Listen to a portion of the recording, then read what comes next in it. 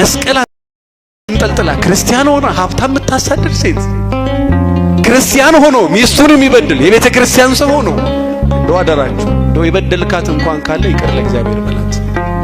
ጎንበስ ብለህ እግሯን 10 ብርም ሙዳይ መጻፍ ውስጥ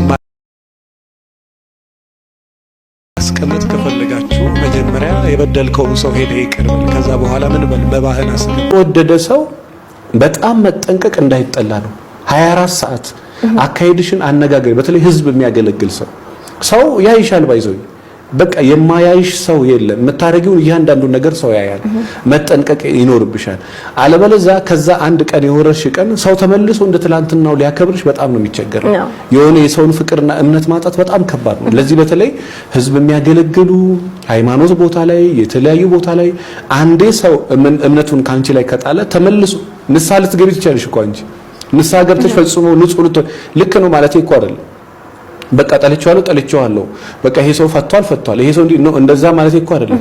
እንደዛ አድርጎ ንስሐ ሊገባ ይችላል ሰውየውን፣ ግን ንስሐ መግባትሽን ሰው ላይ ይረዳ ይችላል። ስለዚህ መሆን ያለበት ለባለቤትሽ እውነቱን ንገሪው፣ በእውነት ላይ ቤታችሁን ገንቡ። ከወደደሽ ተቀብሎሽ ይኑር፣ ካልወደደሽ ደግሞ ከነችግርሽ ተቀብሎሽ የሚኖር ወንድ አለ ከሱ ጋር። ምናልባት ሴት ከሆንሽ ይሄ በህይወት ዘመንሽ የሚጠቅምሽ ቪዲዮ ነው። ለሌሎች ሰዎችም ባይዘው የገጥሟችሁ ከሆነ ሼር አድርጉ፣ ኮሜንትም አድርጉ።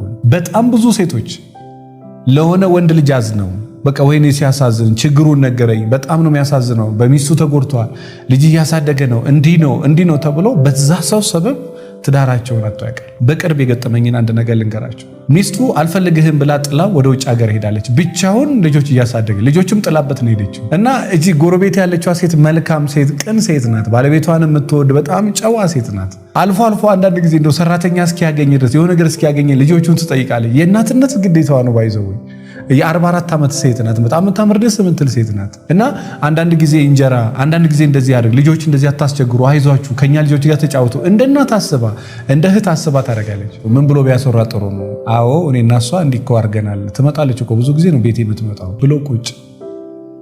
እቺ ሴት በየዋነቷ በቅንነቷ ወደ ጎረቤት ቤት ሄዳ፣ እሷን በርግጥ ለስሟ መጠንቀቅ አለ። በዛሬ ካሜራ ይሄ ቤት ባይኖር እዛኛው ቤት ካሜራ አለ። አንድ ሴት እዛ ቤት ስትገባ በነገራችን ላይ በዚህ ዘመን እንዳታምኑ፣ ማንንም ሙሉ ለሙሉ አትመኑ ሳይሆን ብቻ ተጠራጠሩ። ካሜራ ያለው መኪና ውስጥ ጠርቷት አውርቷት ቀርጿት ከባለቤቷ 500 ሺህ ብር የተቀበለ ሰው አቃል ካሜራ ያለው መኪና ውስጥ አስቀምጦ አውርቷት ተጫውቶ ኮንፈረንስ ምናምን ብሎ ለባለቤቷ የሚስትህን ጉድ አሳያለሁ፣ ያን ጉድ ለማየት እኔም ጠረጥራት ነበር ነው የሚለው ባለቤቷና ያንን ነገር ሰጠ። 500 ሺህ ብር ተቀበለ። ሰዎቹን ትዳር በጠበጠ። እና ሰይጣን የሚፈትንሽ የኔ እህት፣ ሰይጣን የሚፈትን የኔ ወንድም ካለህም በደካማ ጎን ነው የሚገባብ። በጣም በደካማ ጎን ይገባባል። ምስቅልቅልህን ያወጣዋል። በጣም ምስቅልቅልህን አልኩ። በደካማ ጎን ይገባል። በጣም የምትወዱ ወፍራም ሴት የምትወድ ከሆነ በሷ ይመጣባል። ትዳር እያለ ሚስት እያለ ምናልባት የዋ ወንድ የምትወጂ ከሆነ ወንድ ልጅ የምትራሪ ሴት ከሆነ በየዋነት ወንዶቹ ይገቡብሻል። ከዛ በኋላ 10 ዓመት 15 ዓመት በየዋነት በቅንነት በፈራ እግዚአብሔር የያዝሽውን ትዳር ይበጠብጣል። ይሄ በነገራችን ላይ አንድና ሁለት አይደለም። በጣም ብዙ ሰዎች ቤታቸውን ያጡበት ህይወታቸውን ያጡበት ነገር እና ይቺ ሴትም እንደዚህ ነው የሆነችው። በጣም ለስላሳ በጣም የልብ ወዳጅ ክርስቶስ ከሱ ውጪ የሰው እኔ ብዙ አይቻለሁ። አሁንም ነፍሴ የምታርፈው በሱ በቃ ወዳጄም ጓደኛዬም አባቴም ወንድሜም እግዚአብሔር ብዙ ነገር ያስረሳኝ የሱ የክርስቶስ ፍቅር ብዙ ነገር ያስረሳኝና ብዙ ነገር ንቀ እንድትኖር የሚያደርግ የሱ ፍቅር። አማካሪም እሱ ነው ካልክ እኔ ጋር ራሱ ላትመጣ ትችላል፣ ቪዲዮ ላትከታተል ትችላል። አማካሪም እግዚአብሔር ነው። እሱ ነው መካሪዬ ካልክ በቃ እኔ መካሪዬ እሱ እየመከረ እዚያ ያደረሰኝ እሱ ነውና እናንተም መካሪያችሁን ጓደኛችሁን እግዚአብሔር ነው። ከዛ በኋላ እመኑ። ብዙ የሚገርማችሁ ነገር አይደለም። ሰው መጣም አይገርምህም፣ ሰው ሄደም አይገርምህም። ትኖራለህ፣ ያለ ሰውም ትኖራለህ፣ ከሰው ጋር ምንም ከእባቡም ጋር ትኖራለህ፣ ከጨዋም ጋር ትኖራለህ። ኦሬዲ ልብ ብዙ ነገር ውስጥ የሞላው ሰው ስለሆነ ብዙ አይገርምህም። ክብርም አይገርምህም፣ ውርደትም ብዙ አይገርምህም። እና ሴቶች በተቻላችሁ መጠን ይሄንን ነገር ትንሽ ተጠቀሙበት ለማለት ወዳለሁ። ቤታችሁን ሰላም ታደርጉበታለሁ። ይሄን ቪዲዮ ደግሞ ለዘመዶቻችሁ፣ ለእህቶቻችሁ፣ ለቤተሰቦቻችሁ ሼር አድርጉላቸው። እናንተም በተቻላችሁ መጠን ተጠንቀቁ።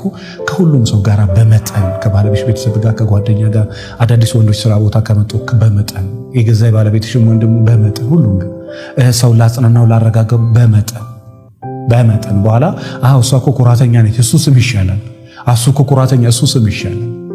ከማይሆን ስም ከእንትና ጋር እኮ ሲያወራ ነበር ቴክስት ላይ እኮ እንትን ተገኘበት ከማይሆን ውርደት ስም እሱ እኮ ኩሩም ሰው ይሻላል። በጣም ጀንትል የሚባሉ ወንዶች አሉ አይደሉም እኮ ለጥንቃቄ ነው እንደዛ የሚያደርጉት። እሱ እኮ ፊቱ አይፈታም። ዋው እውነት ነው። ባይዘው ጎበዝ ፊቱ አይፈታ ፊትክ። እኔ በጣም የምስቅ ሰው ነው የሚገርማቸዋል። እና አሁን አንዳንድ ቦታ ላይ ሳላቀው ኮስተር ምሎ ለዛ ናጉል ክፍት የምትል ከሆነ ሰዎች ይገባሉ። በኋላ ላይ ደግሞ የገቡ ሰዎች አንተ አዝነህ ስትይዛቸው በኋላ ያንተው ፈተና መልሰው ይሆናሉ እና ለእንጀራህም ለትዳርህም ለህይወትህም ለእንጀራሽም ለትዳርሽም ለህይወትሽም ፈተና ይሆናሉ። you have to take care ለማለት ያህል ነው። ለዚህ ዩቲዩብ ቻናል አዲስ የሆናችሁ ሰብስክራይብ አድርጉ። ቤቴ ሰላም አይደለም፣ እንደዚህ አይነት ጭንቀት በውስጥ ያለ ሰላም መሆን ፈልጋለሁ ማረፍ ፈልጋለሁ የምትሉ ካላችሁ ወደ 77 40 50 ላይ ደውሉ። አሁን እንደዚህ ገጥሞኝ ነበር በየዋነቴ እንዲህ ነገር አጥቼ ነበር የኔም ትምህርት ይሆናችሁ የምትሉ ካላችሁ